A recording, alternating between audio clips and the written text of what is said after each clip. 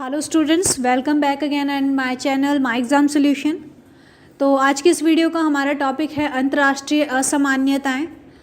अंतर्राष्ट्रीय असामान्यताएं क्या होती है इसके बारे में आज हम जानेंगे। MPS 02 का एक और नया चैप्टर लिया है मैंने, और इससे रिलेटिव MPS के जितने भी मास्टर्स पॉलिटिकल साइंस के और BA पॉलिटिकल साइंस के जितने भी चैप्टर्स हैं हम अपने चैनल्स पर डालते रहेंगे। तो आप हमारे चैनल से जुड़े रहिए और आपके जो भी चैप्टर्स हैं आपके यहाँ पे कवर होते रहेंगे। इसी के साथ साथ हम बताएंगे कि आपको कौन से इंपॉर्टेंट्स क्वेश्चन अपने एग्ज़ाम के लिए तैयार करने चाहिए, जो हर चैप्टर में से कौन से इंपॉर्टेंट्स क्वेश्चन आपके बन सकते हैं इसके बारे में मैं भी आपको लास्ट में बताऊंगी। बल्कि मैंने पूरा लेक्चर वीडियो ही आपका इस पर बनाया है कि आपके इंपॉर्टेंट्स क्वेश्चंस जो आते हैं एग्ज़ाम में, अगर आप इग्नू की बुक में अपना ये चैप्टर देखेंगे तो काफ़ी लेंदी है और काफ़ी चीज़ें इसमें ऐड की गई हैं। पर उसी टॉपिक को यहाँ पे मैंने आपको उसकी थीम्स बताई है, सभी टॉपिक्स में क्या क्या आपको जानना चाहिए सभी टॉपिक्स के लेके, तो उसमें काफ़ी लेंदी तरीके से बताया गया है। यहाँ पे मैंने आपको जो है काफ़ी इजी लैंग्वेज में और सभी पॉइंट्स की एक्सप्लेनेशन यहाँ पे आपको इजी लैंग्वेज में आपको दी जाएगी। तो आपको पूरा चैप्टर जो है आपका यहाँ पे कवर हो जाएगा, और अगर आप अपनी बुक से कंपेयर करेंगे इसे तो काफ़ी अच्छा आपका जो है कंटेंट आप जो है देख सकते हैं। तो शुरू करते हैं चैप्टर को, अंतर्राष्ट्रीय असामान्यताएं। तो अंतर्राष्ट्रीय असामान्यताएं क्या होती हैं, यानी कि हमारे जो भी अंतर्राष्ट्रीय तौर पे जो भी जितने भी देश हैं उनके बीच क्या असामान्यताएं आ रही है, क्या डिफरेंस आ रहा है, उसके बारे में हम इस चैप्टर में जानते हैं। तो जो अंतर्राष्ट्रीय संबंधों से टकराने वाले मुद्दे क्या हैं, सबसे पहले हम ये जानेंगे। यानी कि जो अंतर्राष्ट्रीय संबंधों को जो है उनमें कमी करते हैं या फिर उनमें जो है डिफरेंस लाते हैं, ऐसे कौन से वो मुद्दे हैं जो ये डिफरेंस को लेकर आते हैं। तो सबसे पहला है इसमें विकसित तथा अल्प विकसित राष्ट्रों में बढ़ता अंतर। हम देखते हैं कोई भी डेवलप्ड कंट्री होती है और एक जो है डेवलपिंग कंट्री है, तो अगर मान लीजिए हम जो हैं उनसे ज़्यादा प्रभावित होते हैं, जैसे कि अब इंडिया एक डेवलपिंग कंट्री है और अमेरिका जो है एक डेवलप्ड कंट्री है, तो हम लोग क्या करते हैं उनकी देशों को ज़्यादा अपनाते हैं, ज़्यादा चीज़ों को, और उनसे ज़्यादा प्रभावित होते हैं।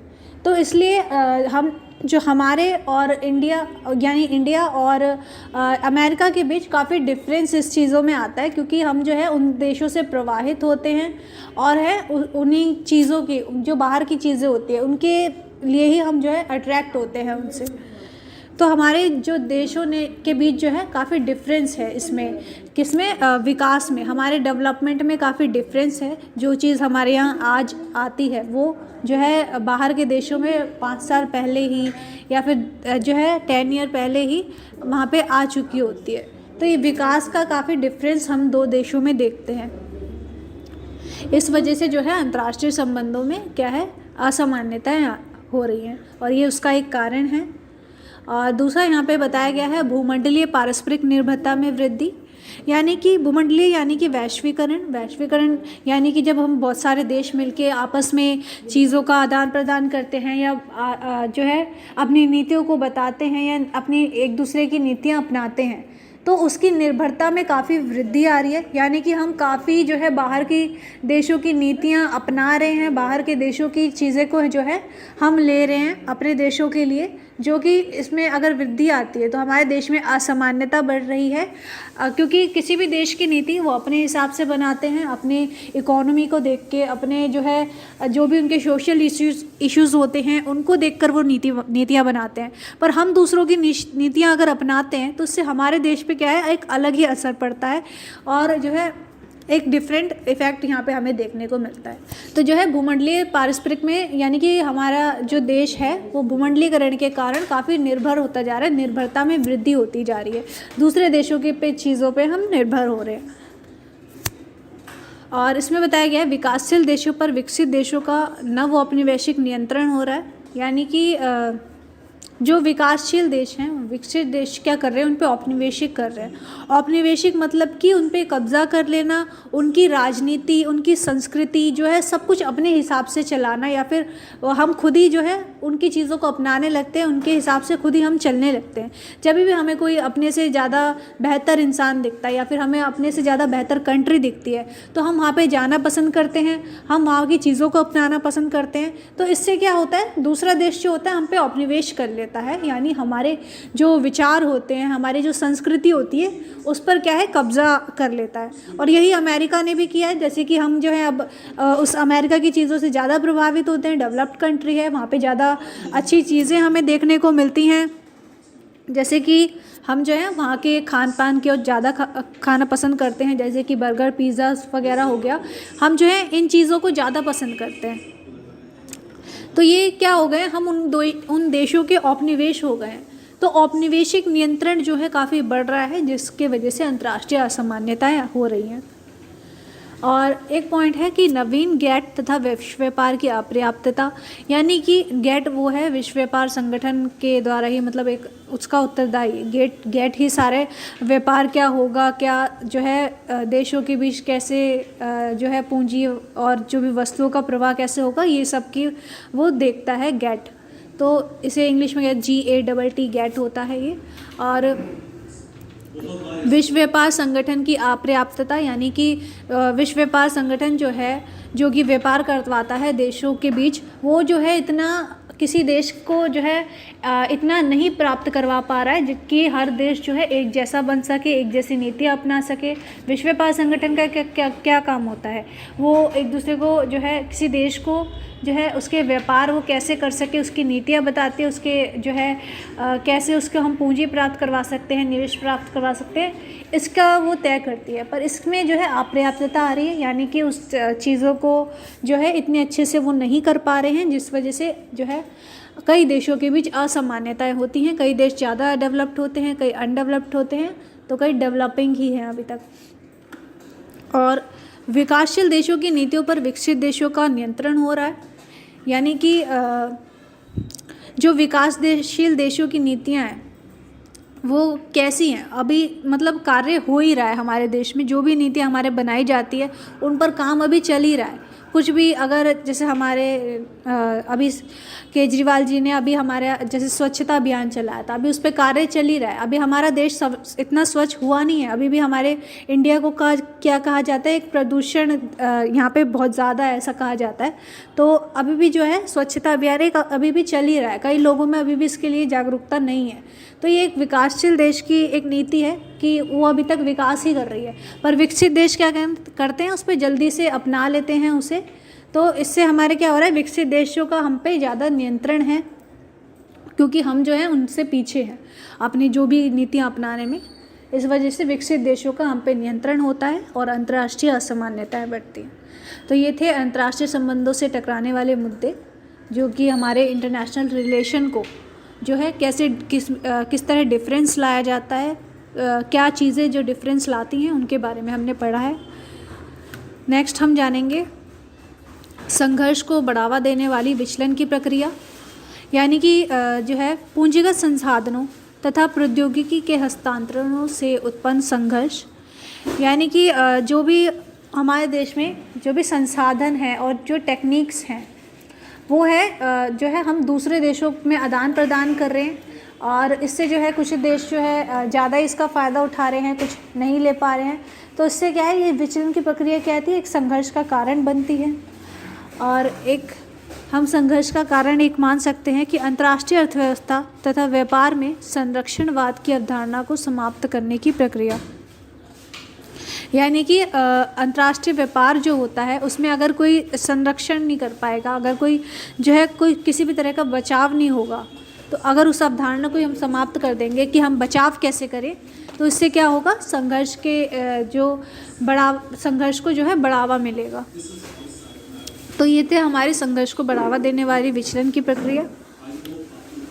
अब हम जानेंगे कि ये सब चीज़ें जो हो रही हैं, जो संघर्ष को बढ़ावा मिल रहा है, और हमने जाना कि अंतर्राष्ट्रीय संबंधों में क्या डिफरेंस के कारण हो रहे हैं, तो इन पे हम क्या काम कर सकते हैं, क्या कार्य कर सकते हैं, क्या सुझाव ला सकते हैं, उसके बारे में यहाँ पे बताया गया है। और किसके ज़रिए ये हो सकता है, ये सब किसके ज़रिए संभव है, विश्व व्यापार संगठन के ज़रिए। विश्व व्यापार संगठन जो व्यापार करवाता है वो जो है इन चीज़ों को ठीक कर सकता है। और नई अंतर्राष्ट्रीय अर्थव्यवस्था की स्थापना अगर हम करते हैं तो इन चीज़ों में बदलाव आ सकता है। विश्व व्यापार संगठन क्या था? WTO, जिसे कहते हैं वर्ल्ड ट्रेड ऑर्गेनाइजेशन, इंग्लिश में कहते हैं इसे। और 1995 में ये इसका जो है गैट के उत्तरदायी के रूप में इसकी स्थापना हुई थी। ये गैट जो मैंने आपको बताया व्यापार वगैरह जो सब चीज़ें देखता है, व्यापार की किस तरह होगा और क्या चीज़ें जो है आदान प्रदान हमारे देश से दूसरे देशों में हो रही हैं, गैट इस सब को देखता है। और विश्व व्यापार संगठन जो है इसी का एक उत्तरदायी के रूप में इसकी स्थापना हुई थी 1995 में। तो इसके उद्देश्य क्या थे? बिना किसी भेदभाव के व्यापार करवाना। मतलब विश्व व्यापार संगठन किस लिए बनाया गया था और क्या उसके उद्देश्य तय किए गए थे? ये कि किसी भी देश के बीच जो है ये बिना किसी भेदभाव के जो है व्यापार करवाएगा। यानी कि ऐसा ना हो कि किसी देश को ये ज़्यादा जो है निवेश प्राप्त करवा रहा है या फिर जो है ज़्यादा उन्हें ऋण दे रहा है। इन सब को चीज़ों को में क्या है, भेदभाव नहीं होना चाहिए। तो ये सब क्या है? ये जो सहयोग को प्राप्त कर देने वाले बिंदु हैं ये। यानी कि अभी मैंने आपको जो भी कारण बताया कि किस वजह से डिफरेंस हो रहा है, अब उस चीज़ में हम सहयोग कैसे दे सकते हैं उसके बारे में यहाँ पे बताया गया है। तो सबसे पहला जो कार्य विश्व व्यापार संगठन कर सकता है वो है बिना किसी भेदभाव के व्यापार करवा सकता है वो। यानी कि जो है हम वो ये देखें कि किसी भी देश को ऐसा ना हो किसी को कम फ़ायदा हो रहा हो या किसी देश को ज़्यादा फ़ायदा हो रहा हो। ये सब जो है डिफरेंस विश्व व्यापार संगठन को कम करने चाहिए। और बाज़ारों में सभी को मुक्त और प्रतिशील पहुंच होनी चाहिए। यानी कि हर कोई जो है मार्केट में अपना कुछ भी फ़ायदा उठा सकता है, कुछ भी चीज़ों का व्यापार कर सकता है, उसे बेच के जो है फ़ायदा उठा सकता है। तो ये सब चीज़ें जो है सब लोग मुक्त तरीके से कर सकें, सभी की यहाँ तक पहुँच हो बाज़ार में, इसको जो है देखना विश्व व्यापार संगठन का कार्य है। और इसको अगर वो लागू करता है तो जो भी कारण है डिफरेंस के वो कम हो सकते हैं। प्रतिस्पर्धा को प्रोत्साहन, यानी कि कंपटीशन को जो है ये बढ़ावा दे सकता है। मतलब कि कोई भी अगर व्यापार करना चाहता है, कोई भी जो है आगे बढ़ना चाहता है, उसके कंपटीशन को मार्केट में ये बढ़ा सकता है। तो जो है ये सहयोग को प्रोत्साहन देने वाले एक बिंदु में आता है कि उत्साह यह है प्रतिस्पर्धा को प्रोत्साहन दे के जो है हम डिफरेंस को कम कर सकते हैं। और उत्साहवर्धक विकास सुधार, यानी कि उत्साहवर्धक यानी कि लोगों में उत्साह लाकर विकास के प्रति जो है सुधार किया जा सकता है। हर देश जो है हर देश को अगर हम प्रेरित करेंगे कि वो विकास करे और जो है डेवलपमेंट करे कि हर देश से आगे बढ़े, तो इससे क्या हो सकता है, हम जो है डिफरेंस कम हो सकता है कंट्रीज़ के बीच और एक सुधार जो है देश में आ सकता है। और इसी के एक सुधार का एक और बिंदु जो माना जाता है वो है नई अंतर्राष्ट्रीय अर्थव्यवस्था की स्थापना। नई अंतर्राष्ट्रीय अर्थव्यवस्था की स्थापना ये शीत युद्ध के बाद इसकी मांग हुई थी। शीत युद्ध के बाद जो है इसमें क्या हुआ था, शीत युद्ध की समाप्ति तथा समाजवादी गुट के विखंडन और सोवियत संघ के विघटन तथा आर्थिक उदारीकरण के सिद्धांत की लोकप्रियता ने अंतर्राष्ट्रीय अर्थव्यवस्था की मांग को बढ़ाया था या मांग की थी। तो जब शीत युद्ध की समाप्ति हुई तो उसके बाद क्या है, एक आर्थिक उदारीकरण के सिद्धांत को काफ़ी लोकप्रियता मिली थी। यानी कि जब ये वॉर हुआ था, शीत युद्ध का वॉर हुआ था, उसके बाद काफ़ी कंट्रियां जो हैं एक नई अर्थव्यवस्था मांग रही थी, जो है काफ़ी उनके यानी कि उनके आर्थिक सुधार उनके देशों में कैसे किया जा सकता है, इसके सिद्धांत क्या क्या होने चाहिए, इसकी मांग जो है बढ़ गई थी शीत युद्ध के बाद से। 1947 में जब हुआ था तो उसके बाद से जो है हमारे देश में आर्थिक जो है हम विकास कैसे कर सकते हैं इसकी मांग बढ़ी थी और इसी के लिए नई अंतर्राष्ट्रीय अर्थव्यवस्था की जो है मांग की गई थी। तो इसमें एक ये भी उद्देश्य था, इसका उद्देश्य उपनिवेशवाद को ख़त्म करना भी था, क्योंकि कई देश जो होते हैं दूसरे देश पे जो है अपना शासन जमा लेते हैं। अगर जैसे कोई बड़ी शक्ति होती है वो किसी देश पे अपना शासन जमा लेती है तो इसे कहते हैं उपनिवेशवाद करना। तो इसको हटाने के लिए ही जो है नई अंतर्राष्ट्रीय अर्थव्यवस्था की स्थापना की गई थी, स्थापना की मांग की गई थी यहाँ पे। इससे क्या है, देशों में डिफरेंस कम हो सकता है और सुधार आ सकता है। तो ये था हमारा पूरा कॉन्सेप्ट जो इस चैप्टर में था और काफ़ी जो है शॉर्ट में मैंने आपको सारे पॉइंट्स समझाए हैं और जो है पूरी एक्सप्लेनेशन इसकी थीम क्या थी, आपके पूरे चैप्टर की क्या आखिर इसका पॉइंट था वो मैंने आपको बताया है। जैसे कि सबसे पहले इसमें जो है कई देशों के बीच क्या डिफरेंस होता है उसके बारे में यहाँ पे बताया गया, और उन डिफरेंस का क्या क्या कारण होता है उसके बारे में हमने पढ़ा। फिर जो डिफरेंस होता है इनमें क्या संघर्ष होने के कारण हो सकते हैं उसके बारे में हमने पढ़ा। फिर इन जो है डिफरेंस है इसको कैसे कम कर सकता है, इसमें कैसे सुधार ला सकते हैं हम, इन चीज़ों को यहाँ पे बताया गया है। तो यहाँ पे मैंने विश्व व्यापार संगठन की भूमिका बताई, फिर नई अंतर्राष्ट्रीय अर्थव्यवस्था की मांग हम करके कैसे इन चीज़ों को सुधार ला सकते हैं इसके बारे में हमने बताया। तो ये सब जो है आपका पूरा चैप्टर था यहाँ पे कवर हो चुका है। इसमें और भी चीज़ें जो हैं ऐड हो सकती है, हम खुद से भी कर सकते हैं। अगर आपको कॉन्सेप्ट समझ में आ गया होगा तो आप समझ गए होंगे कि क्या क्या सुधार की चीज़ें हो सकती हैं, अगर आपने जो है पॉलिटिकल साइंस अगर थोड़ी सी भी पढ़ी है।